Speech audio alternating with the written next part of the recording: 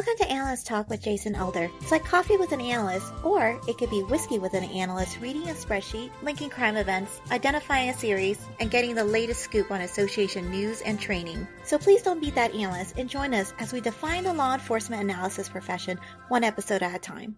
Thank you for joining me. I hope many aspects of your life are progressing. My name is Jason Elder, and today our guest has 10 years of law enforcement analysis experience, with 17 years of law enforcement experience, all from Reedley PD in California. She's held several leadership positions with the California Crime and Intelligence Analysts Association. She is certified as both a gang enforcement officer and a certified crime and intelligence analyst. Here to talk about, among other things, an interesting story of how she became a part of the Cold Case Foundation, a nonprofit organization. Please welcome Dana Boss. Dana, how are we doing? I'm great. Thank you for having me. All right. Thank you so much. You feeling better today? You had a very good reason to postpone our first recording in that you couldn't talk, which is kind of important for this show, that someone, my guest, be able to talk. Yes. So if you can hear me well today, then we are in good shape. A lot better than we were last week. Yes. Very good. All right.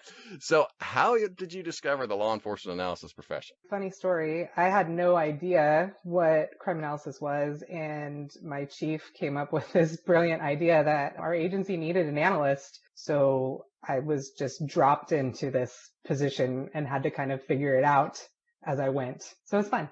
So as I mentioned in your intro, you have the last 10 years in law enforcement as an analyst, but then you have 7 years prior to that in law enforcement. What did you do in the beginning when you first started working for the police department? Yeah, so in the beginning, I just kind of started out working at the front desk. I knew I wanted to be in law enforcement, and originally it was like, I want to do CSI, because back then that was what was on TV, and it was really cool and glamorous, right? So, I wanted to be Grissom. But so that's kind of how I started. I started working at the front desk at the police department. And after about a year, full-time position in our records department opened up. So I moved over there, kind of got my feet wet a little bit in records, and worked records for a year, and then a patrol community service officer position opened up. So I snagged that one, did that for about a year, and I did get to do some CSI in that one. So that was fun. I actually still do it a little bit. I'm like the backup person,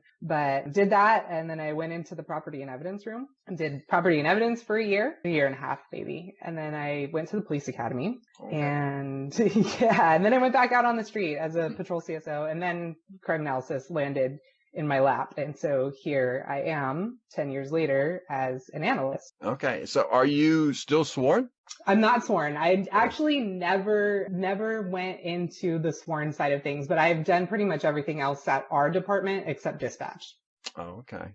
All right. Interesting. Then you talked about records and community service officers and being part of the property and evidence room. You certainly worked your way through many different departments there at the police department.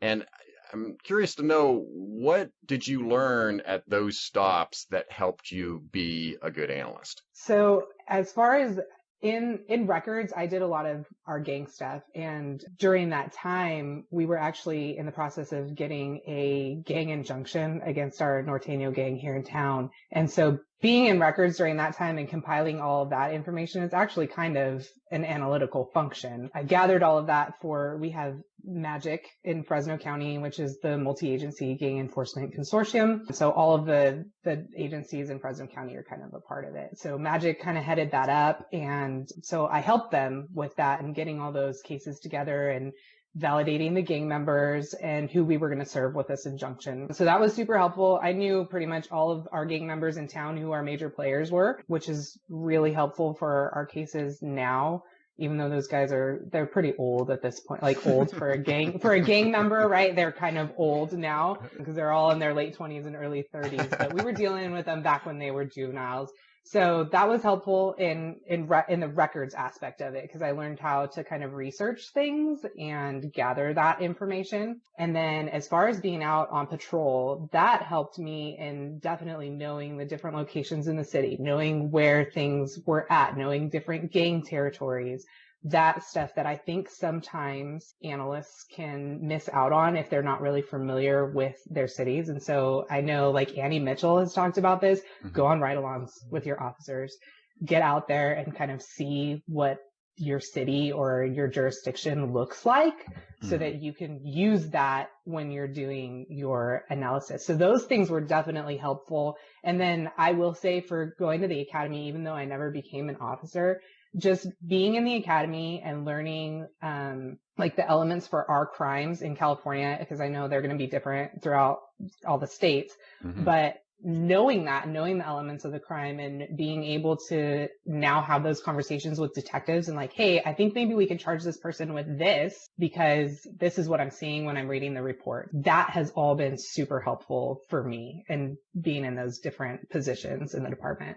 Yeah, and that's been echoed throughout the show, that get out from under the desk and also knowing how the actual crime is charged. Knowing the state law, as you mentioned, is something that I've also heard folks recommend.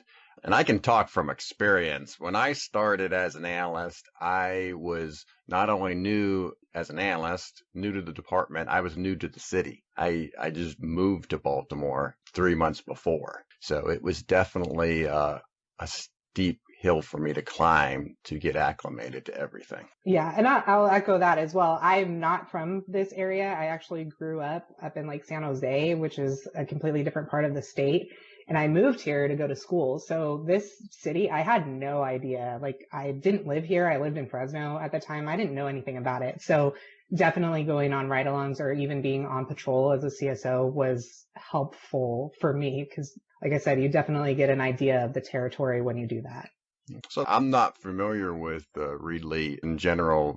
What does it compare and contrast to? Sure. Reedley is a suburb of Fresno, which is in the Central Valley of California, and we're pretty rural. So we don't have any like major cities that border us. We're bordered by county area that's all patrolled by the sheriff's department. And then we're pretty close to like maybe 45-minute drive from the Sequoia and Kings Canyon National Park. It's a very agricultural city. We have a lot of like migrant workers that come through because we're called the fruit basket of the world. So we have, we've got peaches and oranges and stone fruit and all that stuff kind of comes from our area. So even if you go shopping, like look at your fruit baskets that you buy at the grocery store, you may see Reedley, California on there. And so your fruit is coming from us. Oh, very cool. See, that's a nice fun fact. Yeah.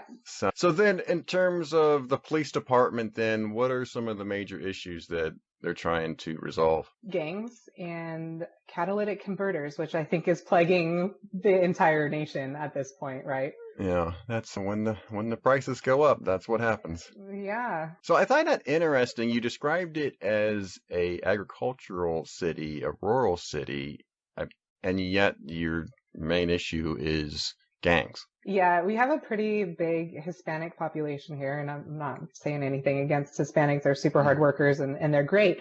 But we do have, I would say Fresno County, this like general area anyways, has a pretty big gang population and a pretty big gang problem. And so they just kind of settle here. And so we've got two different main gangs, the Sureños and Norteños. And then we have some like fringe guys that come in every once in a while. That's the bulldog gangs out of Fresno, or they have like county dogs that they'll call themselves. So those are kind of our big issues. Our violent crime is generally gang related. I don't get a lot of like whodunit kind of violent crime. I get basically like a Norteño gang member was shot by a Sureño gang member. That's kind of how it happens. And that's why I know a lot about our gangs. I will not say that I know a lot about all gangs, but definitely have an expertise in the gangs in Reedley. And I got a little ahead of myself there. I want to back up a little bit and ask you, so once you become an analyst, you have been with the police department for 7 years and you come in being an analyst, and did you find it to be the transition to be easy, or was it harder than you thought? I had no idea what I was doing. I had no idea what I was getting myself into. like I said, we've never had an analyst before. I'm still the only analyst here. Mm-hmm. So I actually kind of ended up reaching out to Callie Biaggi. She's at the Clovis Police Department, which is about 30 minutes away from us. And she's been on for a long time. So I kind of used Callie as a mentor and like, what am I supposed to do? How am I supposed to set this up? What is it supposed to look like? And I think we know that it always looks different at every department. It kind of depends on the needs of the department or what they want from their analytical units. And so that's kind of how I started. And she pointed me in the direction of the CSU certificate program that we have in California. So I ended up going through the program there and at Sacramento State. And then I kind of just built things from there and with what our department was looking for at that time. And at that time, that was like 2012, 2013-ish. We had a lot of property crime then. So I actually got my feet wet more by doing forecasting and series analysis because that's what we had. We didn't have a lot of violent crime at that time. So that's what I did in the beginning. And I started out, I'll be honest, with like pin maps because we didn't have like the technology, right? Like I didn't have ArcGIS or Esri or anything like that. It still is like a roadblock for us here, but that's what I started with. I had maps that were up on my wall in my office and I was putting pins in there where all these different things were happening. And that's 2012. That's not, we're not talking about like 1992. We're talking about 2012.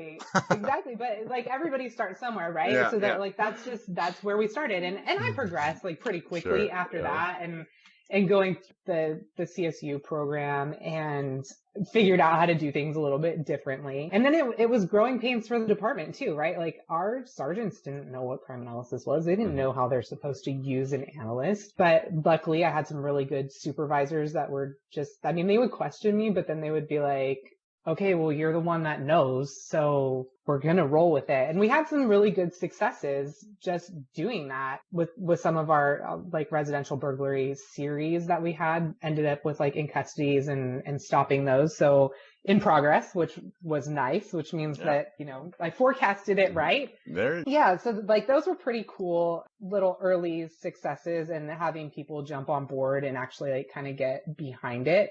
But at the beginning, they just want to go out and pound the pavement and do police work the old school way. Yeah.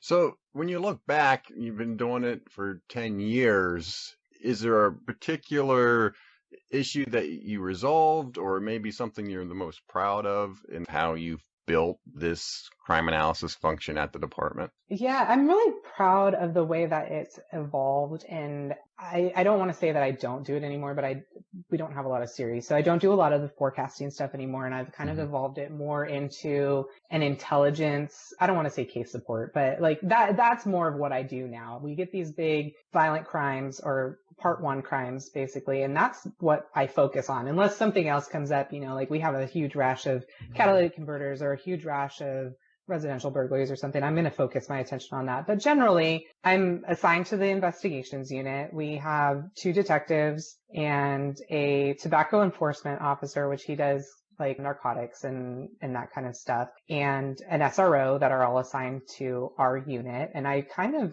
work with them the most unless something else comes up that's on patrol, and everybody, my door is always open. Everybody can come in here and talk to me whenever. But I'm just proud of that evolution of going from, this humble little beginning of using pin maps to now having a more like I'm the go-to person now when somebody has a question. Hey, I need to know who this guy is. I need to find this person. That's where my wheelhouse is now. And I have people that have left this department that still contact me for that kind of stuff because they're just at a roadblock wherever they're at and they need help tracking things down. So that evolution and building it myself without really anybody else, and they kind of gave me free reign to do it, has been really cool for me. All right. Well, let's get into your analyst badge story then. And this deals with a July 4th, 2021 homicide. Yeah. So since this is still an open case and it hasn't been adjudicated, I'm going to be pretty general about it. But anybody that was at the CCIAA conference last year will maybe be a little bit familiar because I did present on it. And at that time we hadn't arrested anybody, but now actually like a week after the conference, we made an arrest. So that was really cool. Mm-hmm. But yeah, so this happened on July 4th, which, you know, everybody, I don't know how it is in other places, but in Reedley, it's kind of a big deal. Everybody gets their fireworks and they go out and they light them off in the streets, and, you know, it's a good time. Mm-hmm. We had pretty much like all of our department, like we're pretty small. So we have, I think 30 sworn total, like from the chief down, but pretty much everybody is working that night because we get illegal fireworks and that kind of stuff. So they get a call of shots fired around 10 o'clock. They responded, and obviously they transported the victim to the hospital, but he ends up dying. And so they really had nothing. They knew our victim was a gang member. He was pretty active. We still had cases that were ongoing with him. But so immediately they turned their focus to the rival gang, right? Like that's immediately where they go to. Mm-hmm. But everything we were getting on scene was kind of not really fitting with that, not really fitting with anybody that we knew from a rival gang that either drove the type of car that we were looking for or just fit that description at all. As the night went on, they started getting more calls that the same vehicle had been kind of driving around town and brandishing a gun at just random people. It's kind of changed the way that we started looking at it, right? Like, okay, maybe this isn't really gang related. Maybe this is just a really random thing. So a couple days went by and we really hadn't identified anything. And we got a Facebook profile sent to us. And it didn't have a real name on it. It had a fake name. And I started digging. Ended up finding the guy. Ended up figuring out, hey, he's got a car registered to him. That's the kind of car that we're looking for. So we started digging into him, started digging into his background and who he was associated with, and kind of started going from there. And this is where we started pulling out all the stops. And I hadn't really done a whole lot with, like, I'd done our regular CDR kind of stuff before, right? Like I get the CDRs back and I throw them into GeoTime or Cellhawk or whatever you've got and map it out and see if your guy shows up, right? Like that's what I was doing. Mm-hmm. This time wasn't working. So we got his CDRs back and they're not showing him there. We're like, uh-oh. Well, you know, he turned his phone off essentially. So I had nothing. So then we kind of figure out he ended up fleeing. He ended up going down to Mexico. So then we really had nothing because he went across the border and I've got no CDRs for him that way. And so we tackled the girlfriend and she was still communicating with him, and they actually started using, and just a tip for you guys, when you get cases that come up with apps like WhatsApp or voice over IP or whatever, don't discount them. Like write your warrants for those because you never know what information you're going to get back from them. And in this case, they were using an app like it was Pinger is the app that they were using. So they were using Pinger. We'd never written a warrant to Pinger before, but I told the detective, I was like, hey, let's just do it. Let's see what's on there, whether it's text messages or like whatever. Let's just see what it is. So I got it back and it actually gave us a location in Mexico.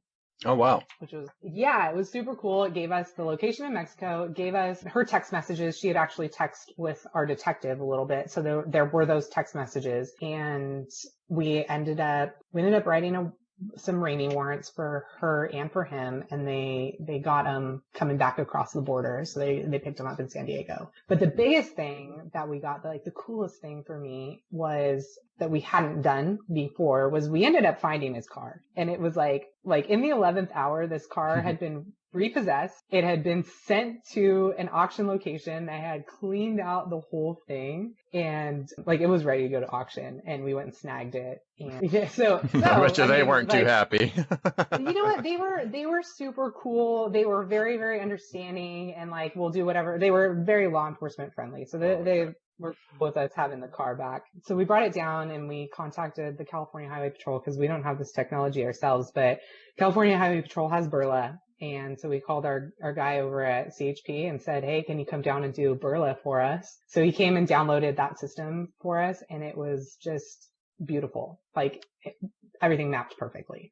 So for those that don't know what a Burla is, will you explain what Burla is? Yeah. So Burla is a device or a software that downloads the infotainment system in a vehicle. Okay. Not all cars are supported, but luckily he actually had like an aftermarket Garmin thing on his car. So it downloaded the aftermarket Garmin deal. So if you have newer cars that are being used in your cases, I would definitely look at getting some Brilla data, because it'll show you a lot of different stuff. It'll show you how fast the car is going. It'll show you when they open the doors to the car, any Bluetooth connections, that kind of stuff. It can be really valuable for your case. So yeah, so we ended up getting that, and it all pretty much worked out. But like I said, this was a case that we just kind of pulled everything out. We wrote a bunch of warrants, and the time frame in which we were able to essentially close it out on our end. I mean, this happened July 4th. We had a warrant for him by the end of August, and he was in custody by October. So really quick turnaround for us, which was nice, but a lot of new experience for me that I'm now using in other cases that we have. Yeah. So how quickly were you able to get some of the data back from the new subpoenas companies that you sent out to? So Verizon took us quite a while. I think Verizon took like 30 days. I think Verizon was like the biggest one that we had. So Verizon took a while, and maybe had AT&T. AT&T was quicker. And then like with the Burla one, so this doesn't happen in all cases, but with that one, we were able to get it the same day that the officer downloaded it. Not typical. And he's telling we're looking at another case right now using it. And he told us that it would maybe take like 3 weeks to get that back, which I still don't think is like a terrible time frame. 3 weeks from the time that he downloads it and kind of like decodes it or whatever he needs to do on his end to giving me a format that I'm able to map. 3 weeks isn't a bad turnaround time, but in this case, like a day, I mean, it wasn't even 12 hours. It was still my same shift. Like he did it in the morning and I had it by the afternoon. So that was a really great turnaround time. But I would say like on these other ones, I mean, you're getting anywhere from 14 days to like months. I have a case that I'm working right now that's older, but they wrote a Google geofence warrant in 2019 and I don't have a return on it 3 years later. So, I mean, yeah, there's some pretty extended time frames on some of these. Yeah. Yeah, I find it fascinating just how much data is out there and what can be subpoenaed. And in this particular case with this homicide is you were talking about apps that were on the phone that you weren't even going to subpoena, and yet that ended up giving you a location in Mexico. Yeah, which was, I mean, and you're not getting that on your CDRs, right? So it's like as soon as they cross the border, if they're not communicating with a tower in the US anymore, there's no data. You may get the calls, like you can see that they're making calls, but you're not going to see like locations in Mexico or, anywhere else, Canada, I guess. But yeah, so it was really nice for us to just have confirmation. We knew kind of where we thought he was at, but that definitely gave us a confirmation of, okay, we know that he's here and he's been here. He hasn't left here. That's where he is. So that was cool for us to be able to say that and know that, hey, we have a warrant, and if he comes across the border legally, we're going to get him. And we did. Nice. All right. Well, let's take a break. When we come back, I want to talk about your involvement with the Cold Case Foundation, and certainly want to talk about CCIAA. And then we will play Don't Be That Analyst. So get your calls in. You're listening to Analyst Talk with Jason Elder. We'll be right back.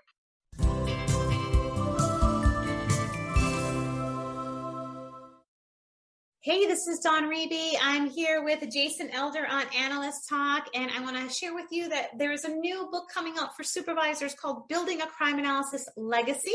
This is a law enforcement supervisor's roadmap to building long-lasting, high-quality analytical capacity. August 10th is the day that it comes out. Don't miss out. Tools, strategies, everything you need to build quality analytics is in this book. So be sure to get your copy on August 10th.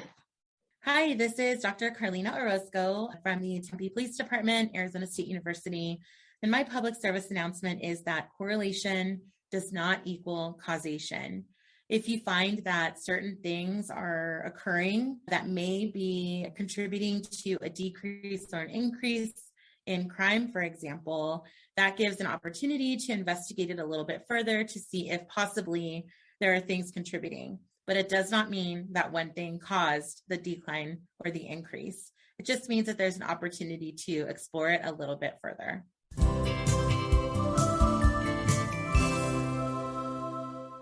Welcome back. So Dana, in the prep call, we were talking about how you got involved with Cold Case Foundation. And I find this story pretty fascinating. So I want to start there, and then we'll get into some of the stuff that you've done for them. All right, sounds good. So I think this was back in like January 2020, before the pandemic. And I was kind of looking for something to do in my off time. And I am kind of a true crime aficionado, I guess you could say. And I watch all the docuseries and I listen to all the podcasts, right? So I came across one on Netflix called The Confession Killer. It's like 4 episodes long, and it's pretty fascinating. If you haven't seen it, like, go watch it. And on the last episode, they were talking to the directors of the Cold Case Foundation. So Greg Cooper and Dean Jackson. They were talking to both of them on this show, and I won't give any spoilers, but essentially, like, it seemed pretty interesting what they were doing and the concept of the Cold Case Foundation. And so I went online and I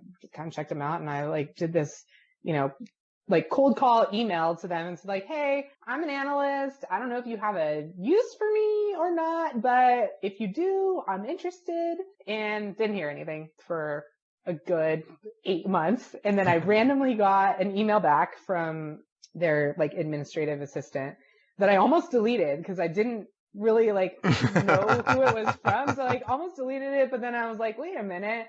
So I clicked on it. It was like, hey, if you're still interested, we'd love to interview you, And so I had an interview like the next week, and at the end of it, they were like, yeah, we want you on board. And I was like, cool, awesome. So that was kind of how I got involved. I'm just randomly reaching out to them. And since then, I've become their analyst supervisor. We've got 5 analysts that are working with us now. And for those of you who don't know about Cold Case Foundation, I think they're kind of out there a little bit. Greg and I had actually presented at the California conference last year. But if you don't know about them, they are a nonprofit organization that comes alongside agencies or families that have cold cases, and we work through their cases with them. We offer case support for them. We've got forensic professionals, retired investigators, analysts, arson investigators, victimologists, victim service people. Like, we've got a ton of people with CCF that come alongside agencies and just help them work through their cases to a resolution.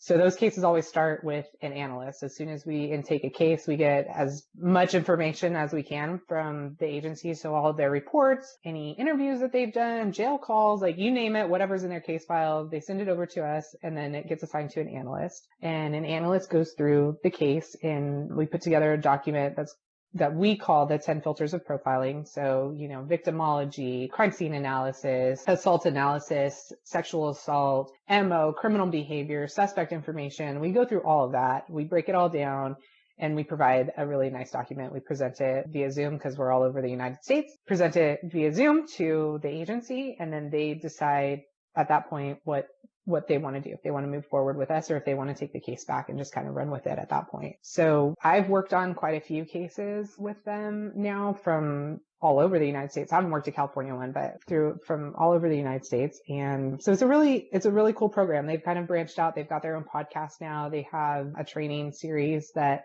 they're putting on themselves, and you can become a violent crime specialist with them. So it has, I think there's 8 or 10 different courses that you can go through with them. But yeah, it's a really cool organization, and I'm really proud to be a part of it. Nice. So when you're working for them and you are gathering all the data, they have their own access to various databases and data sources, because obviously you got to keep what you do with them separate from your day job, so to speak. Yeah.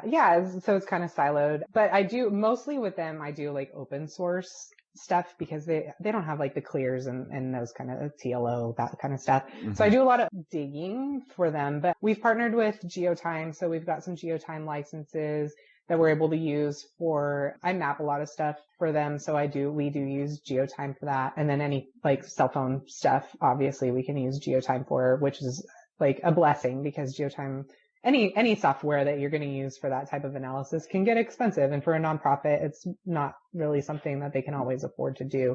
So it's nice to have that partnership with GeoTime to do that. But yeah, so everything else I kind of just do open source or whatever is kind of contained in those files that we get from the agencies.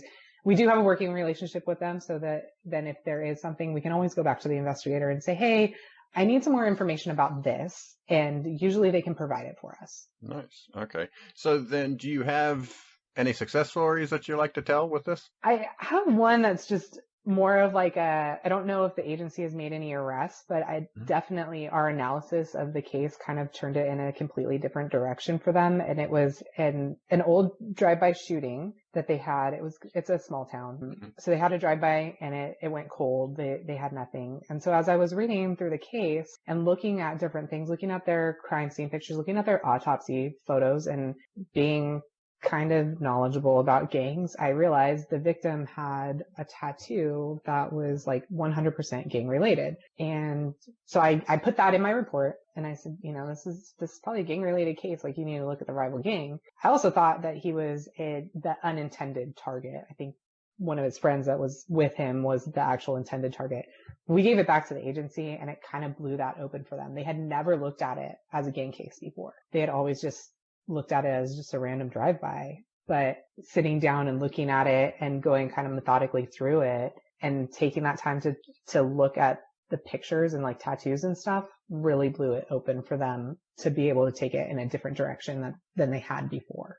Oh, that's interesting. And I could see that as well. It's just like, it's almost like the opposite of what you were talking about before, where the beginning, your hunch was that homicide on July 4th was gang related, but it turned out not to be.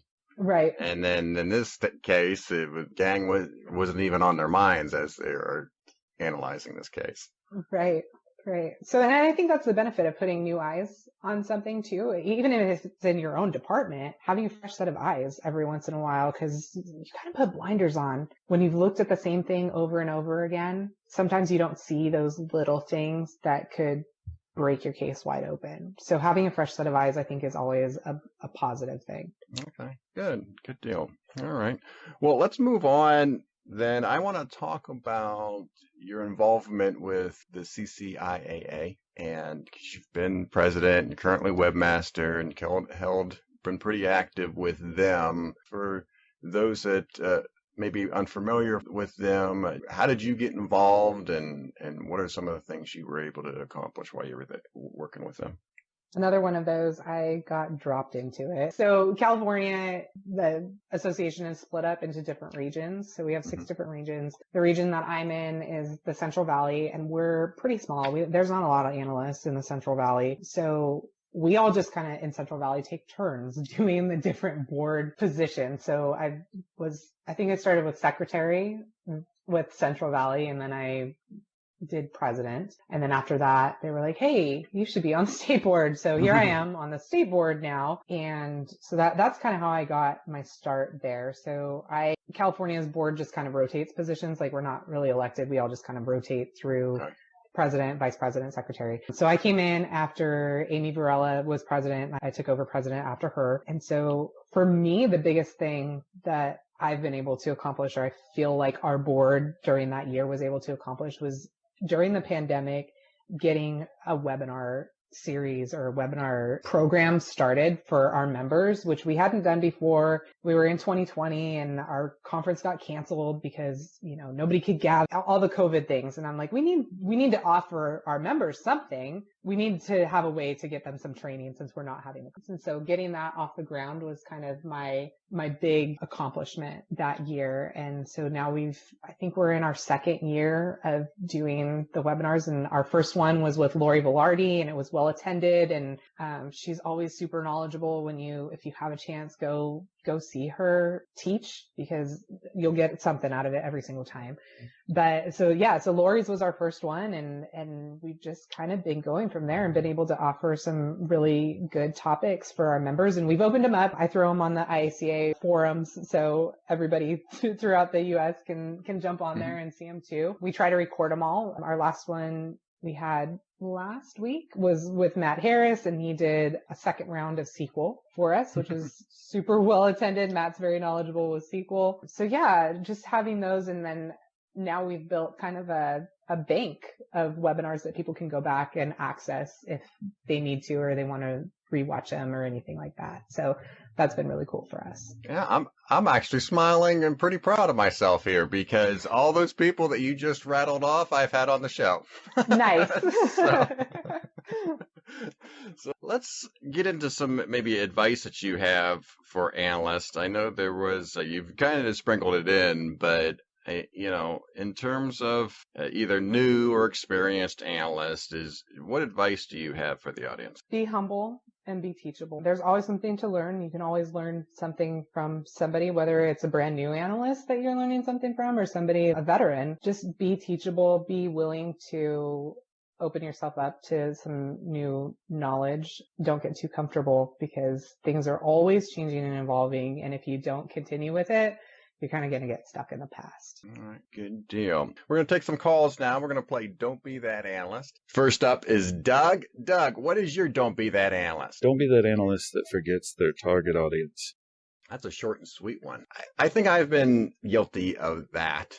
I've known as I'm presenting to my audience, I have a tendency to maybe get caught in the weeds, make it a little bit too technical. So I know when I present and then when I talk, I try to anticipate questions and explain them even before they're asked.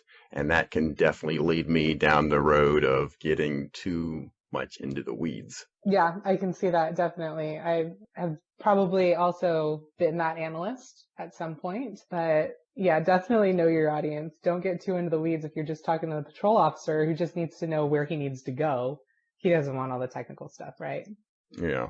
All right. Next on the line is Joe. Joe, what's your Don't Be That Analyst? Hi, Jason. Long-time listener, first-time caller. My don't be an analyst would be, don't be the analyst that surprises your colleagues with something new in your report or presentation that is going to make more work for everybody else.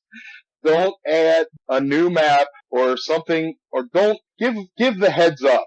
Let the other analysts know ahead of time that you're doing something a little bit new and this is what it is. And even let them know how you did it so that it's not as daunting to your colleagues when they're told that they have to do it by their supervisor. I will say that I am this analyst, but I am this analyst to myself because there's nobody else in my unit. So if I come up with something new and it's going to create more work, it's creating more work for me at the end of the day. So yeah. I'm lucky that I don't have to, I'm not throwing anyone else under the bus there. Yeah, that's true. You're kind of an only child in that respect. But I certainly, as analysts get more into CompStat models, or they're split up and divided and you're in meetings and you have a different analyst taking a piece of the pie during a meeting, you certainly can put stuff in there. And it's funny, sometimes it seems like they want them all to be boilerplate and all have the same look and feel, but then other times they don't always fit that way. So, if you're broken up by district, you're always going to have one district that has way more crime than the others. So certainly he's talking from personal experiences where he got like, oh, why can't you do that, Joe? I'm sure when he got back to his office. All right. Next on the line is Meredith. Meredith, what's your Don't Be That Analyst? Hi, my name is Meredith. I'm with the Memphis Police Department, and my Don't Be That Analyst is don't think that you need to know everything about the job within the first year of starting. There's always time to learn, and everyone starts somewhere. Yeah, I think it's funny, and this might be with any profession. I think when you first start as an analyst, it seems like you sign up for everything. You get online, you might read books, you might sign up for listservs, look at on forums. You're just trying to gather as much data as possible to improve your current position. And I think when you first start, you're starting from the ground up. So you really struggle with what direction to go into. And it's trying to climb as fast as you can. And it can really be exciting and daunting all at the same time in that first year. And I think on this show, it's been fascinating. One of the first questions I ask people is how they discovered the law enforcement analysis profession, and then thinking back, like some of the obstacles that they were going through when they first started and how a different perspective they have now from when they first started. Yeah, I would agree with that. I mean, look at me. I started with pin maps. Let's be real. I didn't know everything that first year, and I wasn't expected to. And I think as time goes on too, you figure out what your agency wants, where analysis fits in with that agency, and it's going to be different everywhere. So you definitely don't need to know everything, but you find your niche, right? Exactly. All right. Next on the line is Bruce. Bruce, what is your don't be that analyst? Don't be that analyst who overthinks every single task that you get. Sometimes the simplest solution turns out to be the correct one. We were looking for a subject who had multiple credit card abuse warrants, and I was checking his girlfriends and the mother of his children and his relatives to see who might have utilities at a place where he could potentially be living. But it turned out the utilities had been under his own name all along. We were able to find his address and take him into custody on his warrants. Don't be that analyst who overcomplicates everything. Sometimes the simplest answer is the best. Yeah, and I think that kind of goes hand in hand with what we were just talking about. You know, first-year analysts putting a lot of pressure on themselves, wanting to climb as fast as you can, and maybe overthinks their position. And certainly in here, he's checking all the associates, but he's not running the target. It'll happen. I've definitely been there. But yeah, keep it simple, right? Yeah. All right. And then finally, last on the line is Josie. Josie, what is your don't be that analyst? Mine don't be that analyst moment is not being afraid to ask upper command and admin staff to clarify their requests that they're asking from you. What do you think about that? Yeah, well, here's the thing. If you don't clarify it, how do you know that you're giving them what they want? If you're confused about their request, you can end up giving them something that they weren't looking for, and you've wasted your time and theirs. So if you have a question, if you need clarification, absolutely ask. Yeah, and I think it's interesting because there was two different people that she mentioned there. It was like executives and then it was admin staff. It was pretty specific there. And so to me, like the admin staff, obviously open communication there, but given your situation and how they want the chain of command of communication to go at your police department, it may or may not look good if you're going straight up to an executive. That's the only thing I would add to that, is if there is an established chain of command there, that you be leery of that. Use it sparingly when you need to maybe go over somebody's head, so to speak, but just be aware of that scenario at any office. I would agree with that, except if they're asking you directly. Like if my chief came and asked me directly for something, I wouldn't have a problem going directly back to him. But if the request came through my sergeant, I'd probably run it back up the chain the same way. Yeah. So, and then I would say add to that is, like, anytime your managers or those that you report to are not included on an email, make sure when you hit reply all that you add them, because I get busted for not doing that all the time at work. So yeah, I would agree. I just hit reply, and then, hey, I didn't even think about whether you were on there or not. I just assumed you were, and you know what happens when you assume. So, all right. So that's Don't Be That Analyst. If you have a Don't Be That Analyst, email us at leapodcasts@gmail.com. All right. So let's finish up with personal interests. I think, Dana, you have a fascinating set of personal interests. National parks. So how did you get interested in national parks? So where I live, I'm kind of blessed in that California has a ton of national parks. We'll start there. We have a ton. I have 3 within an hour's time drive from me. So I have Sequoia and Kings Canyon, which my family we're lucky enough to have a cabin at. And then just another kind of interesting tidbit, my husband owns and runs a towing company. So they're AAA contracted and they tow in the national park. So while we were dating, we spent a lot of time there. I would go on tow. Essentially, I would go on a ride along with him. You went to park. Be honest. So yes, the parks are up there. Then so that's kind of, that's our home, I guess, a little bit, home away from home. And then Yosemite is really close to us too. And so we've kind of my kids have grown up in this park. And so now we've kind of decided as a family, like, hey, this is something that we want to do. Eventually my husband wants to get an Airstream and kind of go around at least the California ones and camp in the parks and stuff. So we went to Joshua Tree earlier this summer before it was too hot. So we've now checked off like 4 of the California parks. But I do want to tell you about, and I hope, Jason, that you have gone to this one, being in Baltimore. But when we had gone on vacation back there a few years ago, so we visited Fort McHenry.